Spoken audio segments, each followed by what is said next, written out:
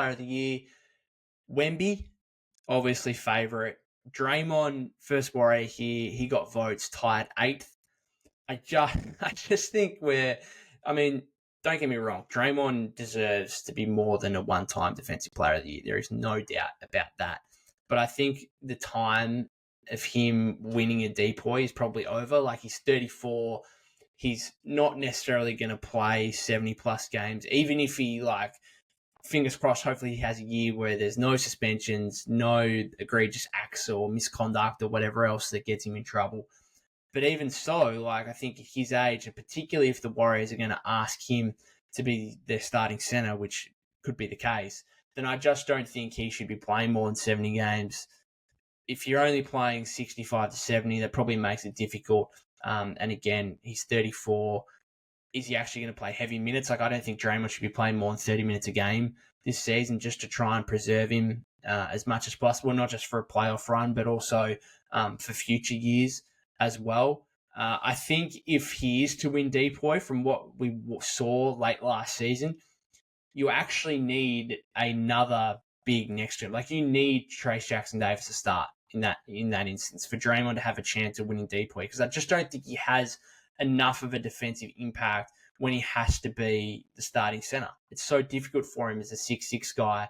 He can do it, yes, absolutely, but I don't think he should be doing it as a starter and at the start of the season for an entire season as well. I just think that's too difficult a task for a guy of his age and the miles on his legs.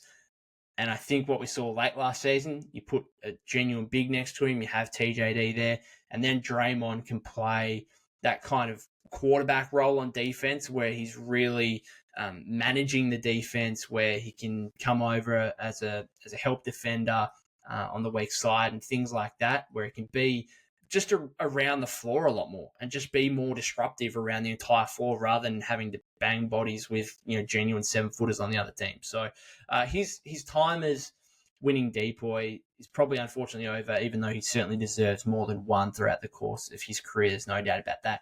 Wemby, I think, is the overwhelming and should be the overwhelming favourite.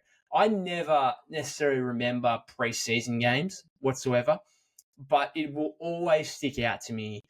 Last year's preseason game, Warriors Spurs, I think it was the last one before the start of the regular season. And particularly in the first half, Wemby was blocking Klay Thompson jump shots, Wiggins jump shots, and I was just sitting there in awe, thinking, what are we watching here? This is just stupid. This is something we've never seen before. And immediately I saw that and was like, okay, we're going to have to put this guy in the DPOY conversation in his rookie year.